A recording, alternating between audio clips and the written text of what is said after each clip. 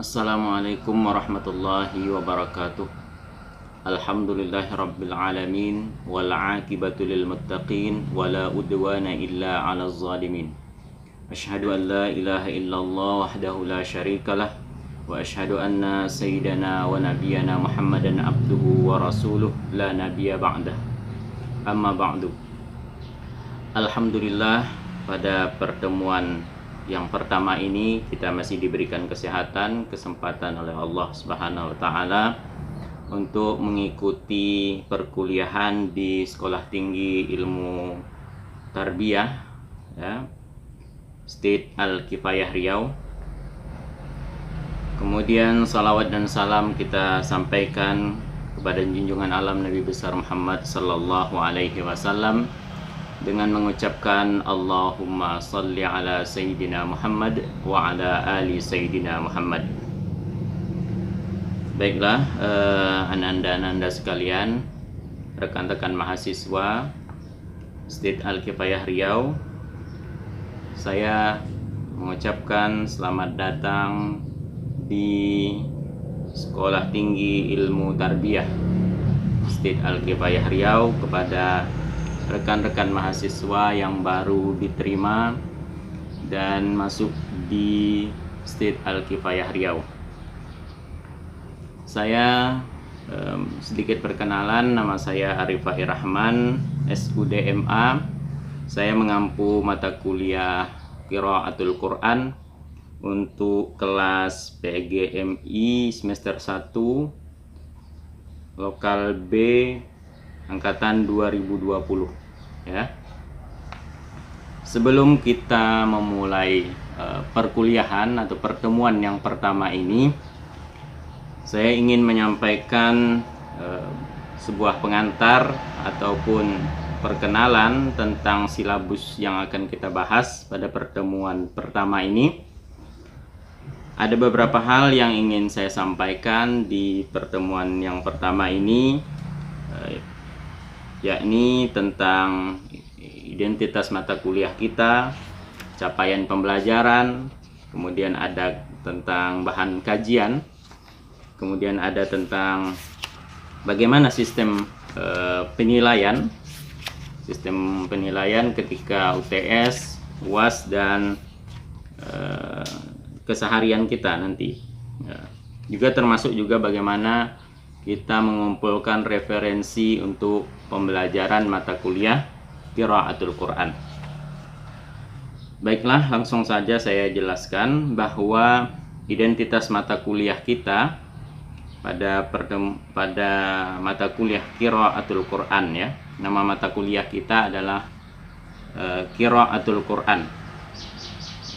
Secara bahasa Qiraatul Quran itu qiraat dan Al-Quran, artinya bagaimana cara membaca Al-Quran ya, yang baik, yang benar, sesuai tajwid dan sesuai dengan peraturan atau tata cara untuk membaca Al-Quran ya.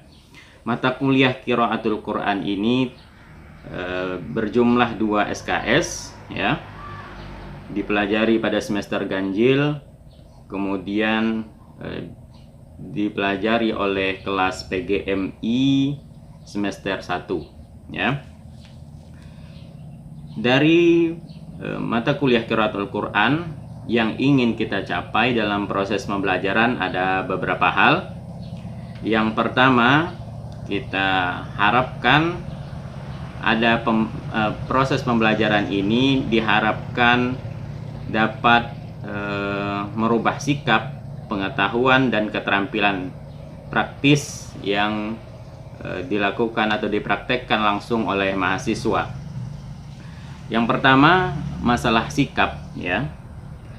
Masalah sikap, mahasiswa diharapkan mampu mempraktekkan adab-adab dalam membaca Al-Quran ya. Mahasiswa diharapkan mampu mempraktekkan adab-adab dalam membaca Al-Quran.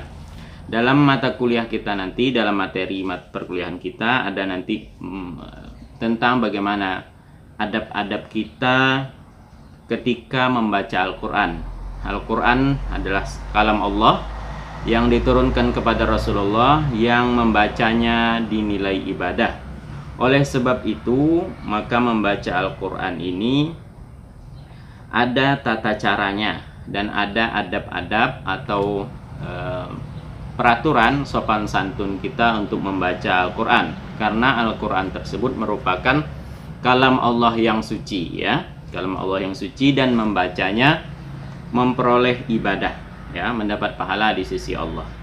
Bahkan membaca Al-Quran itu, kata Rasulullah di dalam sabdanya disebutkan bahwa alif lam mim itu bukan satu huruf tetapi 3 huruf, ya. Alif 10 pahala, lam 10 pahala, mim dapat 10 pahala.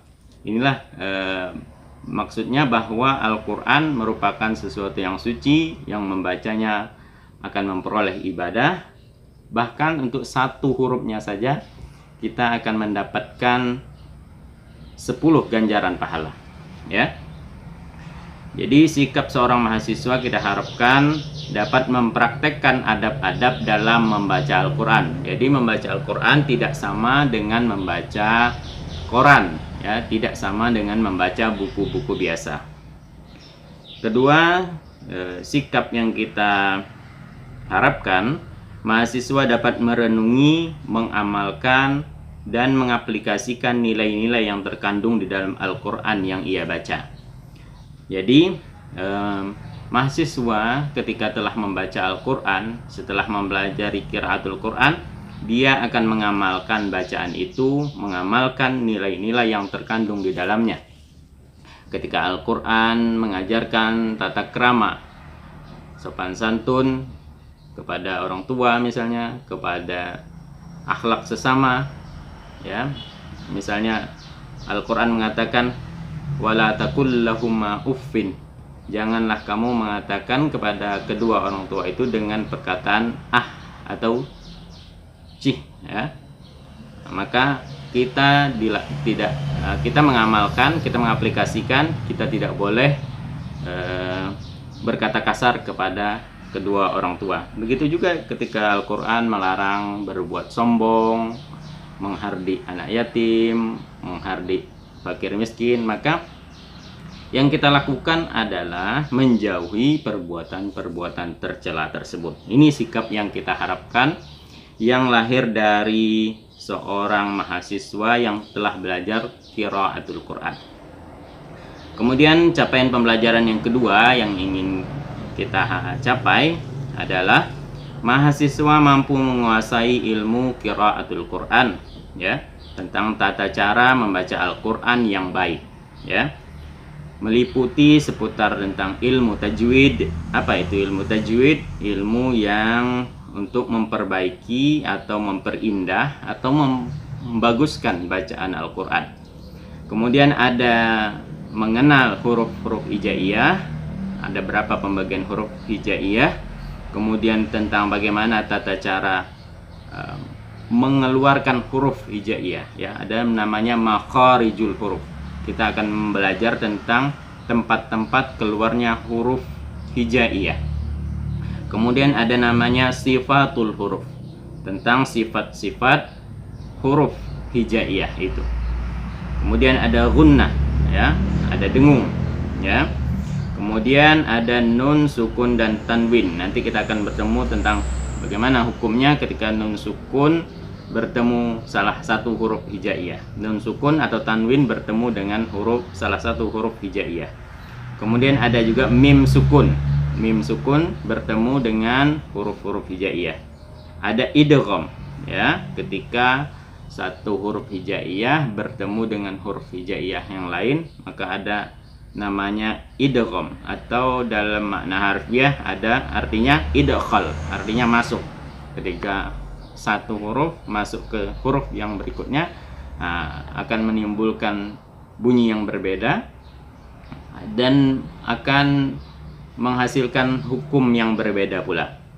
Kemudian ada pembahasan tentang alif lam ta'rif, ya. Alif lam ta'rif ini dalam Al-Quran ada alif lam qamariyah, ya, ada alif lam syamsiyah. Alif lam syamsiyah ini alif lam, ya, syamsiyah artinya matahari, Artinya ketika membaca itu maka huruf alif lamnya itu hilang karena silau, sifat matahari menyilaukan, maka alif lam syamsiyah ini alif lamnya tidak dibaca, ya, lamnya tidak dibaca. Kemudian kalau alif lam qamariyah, sinar bulan itu terang dapat dilihat, maka alif lamnya jelas terbaca, ya. Kemudian ada qalqalah. Qalqalah ini pantulan, ya, pantulan. Qalqalah itu terbagi dua, qalqalah kubra dan qalqalah sugro, ya. Qalqalah yang besar dan ada yang qalqalah sugro, ya, qalqalah yang kecil. Kemudian ada tarqiq dan tafkhim. Tarqiq itu artinya tipis dan tafkhim itu artinya tebal. Nah, ada dua huruf yang berkaitan tentang tarqiq dan tafkhim ini, yakni huruf ra dan huruf lam, ya. Kemudian kita juga mempelajari tentang macam-macam waqaf, ya. Berikut juga tentang tanda-tanda waqaf di dalam Al-Qur'an, ya, nanti akan kita pelajari. Dan terakhir ada tentang adab-adab membaca Al-Qur'an yang tadi sudah kita singgung. Kemudian poin yang ketiga yang ingin kita capai setelah mempelajari qiraatul Qur'an adalah masalah keterampilan, ya, melalui pemahaman teoritis mata kuliah qiraatul Qur'an, mahasiswa dapat mempraktekkan secara langsung ketika membaca Al-Qur'an maupun teks berbahasa Arab. Jadi ketika telah belajar qiraatul Qur'an, maka mahasiswa dapat mempraktekkan ilmunya, ya. Jadi ilmu qiraatul Qur'an ini ilmu yang terapan, ilmu yang praktis, ya. Artinya ketika telah belajar, kita langsung dapat mempraktekkannya atau mengaplikasikannya secara langsung ketika membaca Al-Qur'an ataupun ketika membaca teks berbahasa Arab secara luas, ya. Kemudian yang kedua, keterampilan yang kedua yang ingin kita capai adalah dengan menguasai mata kuliah qiraatul Qur'an, mahasiswa yang kelak menjadi praktisi pendidikan secara langsung, ya, mahasiswa yang kelak menjadi praktisi pendidikan dapat mengajarkannya kepada masyarakat, terutama kepada peserta didik pada tingkat madrasah ibtidaiyah. Jadi mata kuliah qiraatul Qur'an ini memang sengaja dipelajari agar calon-calon praktisi pendidikan, ya, yang lulusan PGMI atau PGMI ya, atau setingkat PGSD, ya, ini dapat mengajarkannya ke masyarakat luas, atau dalam makna yang sempit dapat mengajarkannya kembali kepada peserta didik di tingkat madrasah ibtidaiyah, ya. Madrasah ibtidaiyah perlu mempelajari tentang tata cara membaca Al-Qur'an yang baik ini. Jadi Anda kalian sebagai mahasiswa yang belajar di PGMI ini nanti akan memperoleh bekal ilmu qiraatul Qur'an, kemudian nanti akan mengajarkannya, ya, kepada peserta didik, ya, terutama di tingkat madrasah ibtidaiyah. Yang ketiga, keterampilan yang ingin dicapai, dengan dibekali mata kuliah qiraatul Qur'an, mahasiswa mampu menilai dan mengarahkan bacaan Al-Qur'an orang lain yang sesuai dengan cara baca Al-Qur'an yang fasih dan tajwid yang benar. Jadi ketika sudah mempelajari qiraatul Qur'an ini, kita dapat menilai cara baca orang lain, ya, bagaimana yang benar sesuai dengan tajwid, sesuai dengan makhrajnya, sesuai dengan sifatul hurufnya, sesuai dengan hukum-hukum tajwid, ya. Kita dapat menilai bacaan kita sendiri ataupun bacaan orang lain, ya. Nah, ini kita harapkan jadi output dari mata kuliah qiraatul Qur'an ini kita dapat menjadi penilai, ya. Menjadi penilai bukan berarti kita yang paling benar, ya, bukan begitu.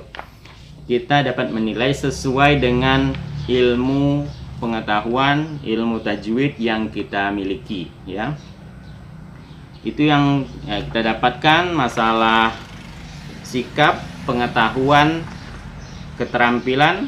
Kemudian yang C, ya, Yang ketiga, bahan kajian yang kita kaji apa yang kita kaji di dalam qiraatul Quran ini.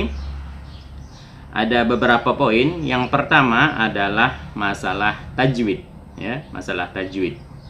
Ilmu tajwid. Kita akan membahas tentang pengertian ilmu tajwid, hukum mempelajari ilmu tajwid, cakupan dan pembahasan ilmu tajwid, dan manfaat ilmu tajwid bagi yang kita pelajari. Kemudian yang kedua, kita mengenal huruf-huruf hijaiyah, ya. Huruf-huruf hijaiyah itu terbagi menjadi dua, ada asmaul huruf, ada pembahasannya. Yang pertama adalah asmaul huruf, tentang nama-nama huruf, dan yang kedua musammayatul huruf, yang dinamai huruf. Apa itu yang dinamai huruf? Kemudian yang ketiga, kita belajar tentang makharijul huruf, ya. Makharijul huruf itu terbagi menjadi 5. Ada namanya jauf, ada khalaq, ada lisan, ada syafatain, ada khaysum, ya, ada 5, ya. Kemudian ada yang keempat, sifatul huruf. Sifatul huruf yakni sifat-sifat dari huruf hijaiyah. Sifat-sifat huruf ini terbagi menjadi 2. Yang pertama, sifat-sifat yang berlawanan. Yang kedua, sifat-sifat yang tidak berlawanan, ya. Sifat-sifat yang berlawanan itu ada hamas, ada jahar, ada syiddah, ada tawassud, ada rikhwah, kemudian ada isti'la, ada istifal, ada itbaq, kemudian ada infitah, kemudian ada izlaq, ada ismat. Kemudian sifat-sifat yang tidak berlawanan, ini ada safir, ada qalqalah, ada lain, ada inhiraf, ada tikrar, ada ada tafasyi, ada istitalah, ada gunnah. Nah, ini sifat-sifat huruf yang tidak berlawanan. Ini nanti akan kita pelajari. Kemudian yang kelima ada gunnah. Nah, tadi sudah kita singgung apa itu gunnah. Gunnah yakni pembahasannya ketika nun bertasydid, ya, ketemu dengan salah satu huruf hijaiyah, dan kemudian mim bertasydid ketemu dengan salah satu huruf hijaiyah. Ya, bagaimana itu gunnahnya, dengungnya, ya. Yang kemudian yang keenam ada nun sukun dan tanwin. Ini terbagi menjadi idgham bi gunnah, ada idgham bila gunnah, ada iqlab, ada izhar, ada ikhfa. Ya, ini hukum-hukum ketika nun sukun dan tanwin. Kemudian yang ketujuh ada mim sukun. Mim sukun terbagi menjadi 3 pembahasan mim sukun. Ada idgham mimi, kemudian ada ikhfa syafawi, dan izhar syafawi. Yang kedelapan ada idgham. Nah, ada idgham. Idgham terbagi menjadi 3. Ada idgham mislain, ada idgham mutajanisain, ada idgham mutaqaribain, ya. Kemudian yang kesembilan ada pembahasan tentang alif lam ta'rif. Nah, tadi kita telah singgung apa itu alif lam ta'rif. Alif lam ta'rif itu terbagi menjadi 2. Yang pertama alif lam qamariyah, atau disebut juga dengan alif lam izhar. Karena alif lam qamariyah artinya bulan, izhar artinya jelas. Artinya ketika kita bertemu dengan alif lam qamariyah, maka alif lam ini dibaca dengan jelas. Kemudian ada idgham, ada ya alif lam syamsiyah. Nah, hukumnya idgham, ya. Artinya tidak sejelas atau tidak jelas seperti alif lam qamariyah, karena syamsiyah ini sifatnya artinya matahari, artinya jelas, artinya menyilaukan. Maka membaca alif lam syamsiyah ini tidak sejelas seperti yang alif lam qamariyah. Kemudian yang ke-10 ada qalqalah. Qalqalah artinya pantulan, ya. Qalqalah itu terbagi menjadi 2. Ada qalqalah sugra, qalqalah yang kecil. Ini ketika ketemu salah satu huruf qalqalah, ada 5 hurufnya, ada ba, ada jim, ada dal, ada huruf to, ada huruf qaf ya. Nah, ini yang biasa kita singkat dengan ba, ju, di, to, ko ya.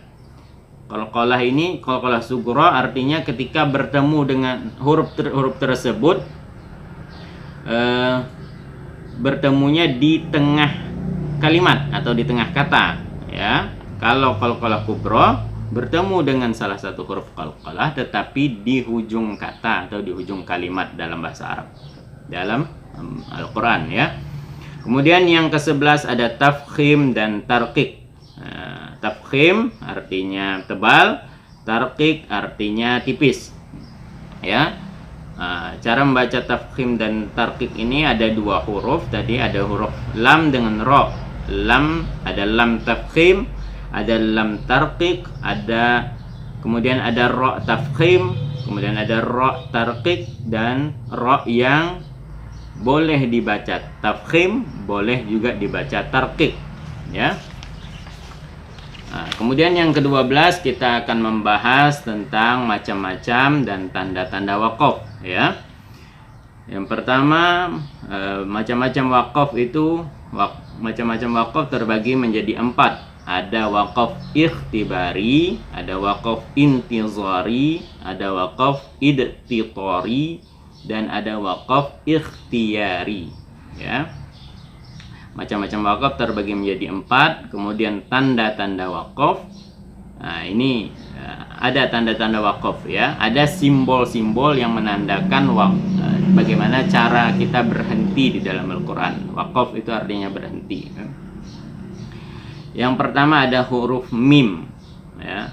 Huruf mim, kemudian ada huruf qaf dengan lam, kemudian ada huruf shad dengan lam, kemudian ada jim, kemudian ada huruf lam dan alif, kemudian ada 2.3. Nah, ini saktah ya. Kemudian ada huruf to, ada huruf zai, ada huruf qaf, ada huruf sin, ada huruf shad, dan waqaf ya. Tandanya waqaf, tulisan waqaf sendiri ya. Kemudian pembahasan yang terakhir adalah yang ke-13 adalah adab-adab membaca Al-Quran. Adab-adab membaca Al-Quran ada banyak sekali, tetapi dalam pembahasan ini kita batasi hanya 10 ya. Yang pertama ada bersiwak ya, bersiwak atau gosok gigi ya. Maka orang yang baca Al-Quran giginya harus bersih ya, atau ya, jangan ada kotoran, ada sisa makanan di dalam mulutnya. Kemudian adab membaca Al-Quran lagi dalam keadaan suci ya, artinya seorang yang membaca Al-Quran harus suci dari hadas besar maupun hadas kecil ya. Artinya dia sudah berwudu ya, artinya sudah berwudu. Firman Allah dalam Al-Quran, la yamassuhu illal mutahharun. Biasanya ditulis di depan mushaf atau di samping mushaf itu kan ada tulisannya la yamassuhu illal mutahharun. Artinya tidak boleh menyentuh Al-Quran kecuali dalam keadaan yang suci, yakni dalam keadaan berwudu. Kemudian di tempat yang suci. Nah, ini afdal membaca Al-Quran itu di tempat yang suci, seperti di masjid atau di rumah, tetapi yang tempatnya sudah diyakini suci, bebas dari najis ya. Yang kemudian menghadap kiblat. Jadi sunat atau adab membaca Al-Quran itu adalah menghadap kiblat ya. Kemudian membaca ta'awudz dan basmalah. Artinya dia membaca a'udzubillahi minasyaitonirrajim, kemudian dia membaca bismillahirrahmanirrahim. Kemudian adab yang lain adalah khusyuk dan merenungi maknanya ya. Ketika orang membaca Al-Quran, maka dia harus khusyuk dan merenungi apa makna yang disampaikan ayat Al-Quran tersebut. Kemudian adabnya juga sedih atau menangis karena memahami bacaan Al-Quran.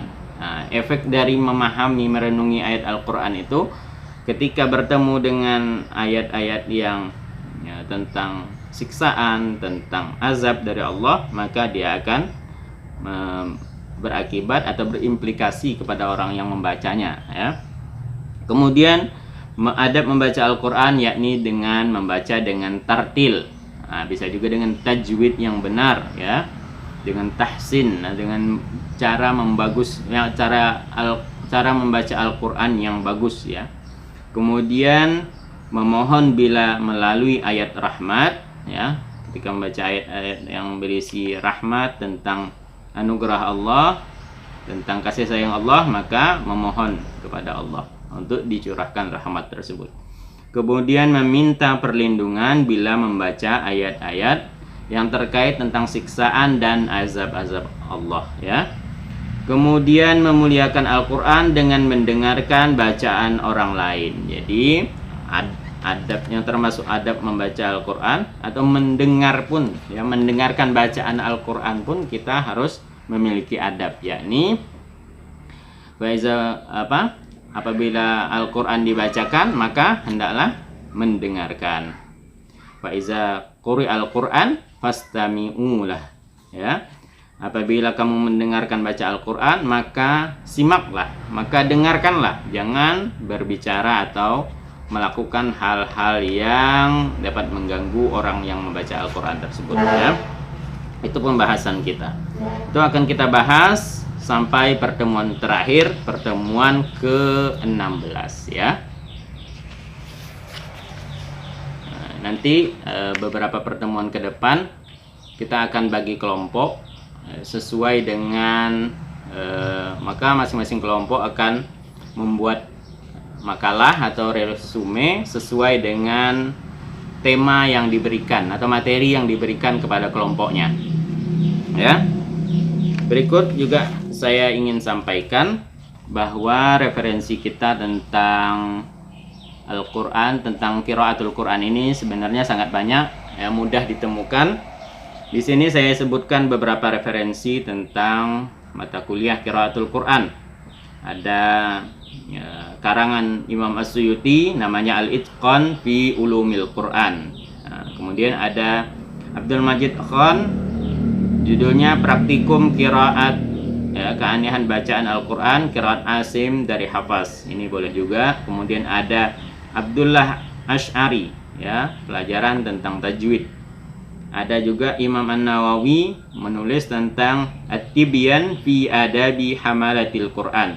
Ini tentang adab-adab membaca Al-Quran. Nah, ini pertemuan yang terakhir, ini penting untuk membaca, untuk memahami kitab At-Tibyan fi Adabi Hamalatil Quran ya. Kemudian ada tulisan As'ad Humam.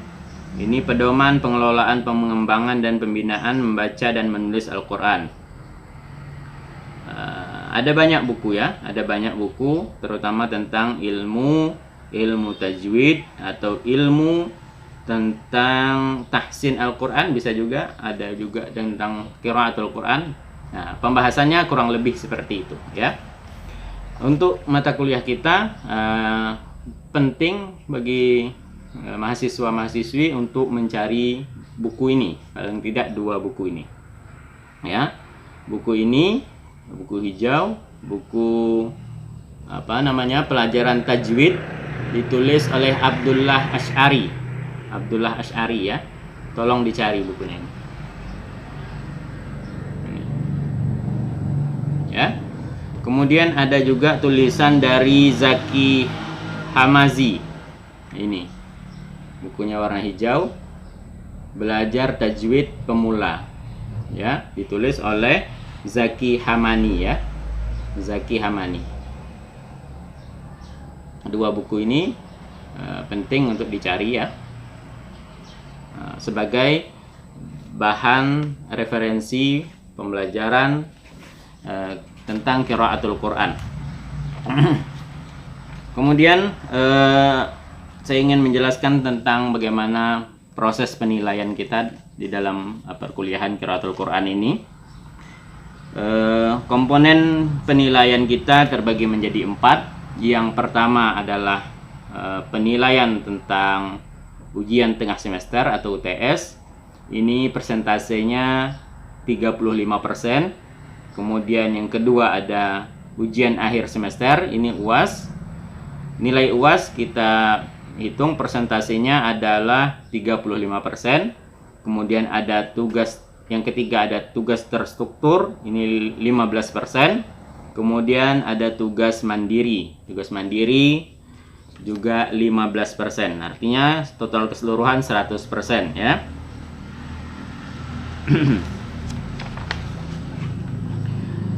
Mahasiswa yang sudah mengikuti UTS atau UAS atau tugas terstruktur dan tugas mandiri akan diberikan nilai secara angka maupun huruf ya. Nilai yang paling tinggi adalah 85 sampai 100. Itu nilai hurufnya adalah A ya. Nilai A itu 85 sampai 100. Kemudian ada amin. Amin itu 80 sampai 84. Kemudian ada B plus 75 sampai 79. Kemudian ke bawahnya lagi ada B. Yang B penilaian 70 sampai 74. Kemudian ada B min 65 sampai 69. Kemudian ada C plus 60 sampai 64. Kemudian ada C 55 sampai 59. Nah, ini penyampaian kita tentang silabus Qiraatul Quran ya. Penyampaian pada pertemuan pertama mata kuliah Qiraatul Quran tentang silabus. Tadi sudah disampaikan tentang identitas mata kuliah, capaian pembelajaran. Kemudian ada juga tentang pembahasan kita, ada juga tentang referensi dan bagaimana cara menilai UTS, UAS, tugas terstruktur maupun tugas mandiri yang dikerjakan, yang dilakukan oleh mahasiswa. Penilaian-penilaian tersebut akan ditotalkan, akan masuk pada penilaian akhir semester nanti ya. Akhir semester ganjil ya. Akan dikumpulkan, kemudian akan diberikan penilaian ya, akan digabungkan dan akan diberikan penilaian. Demikian untuk pertemuan pertama ini ya. Terima kasih atas perhatian. Assalamualaikum warahmatullahi wabarakatuh.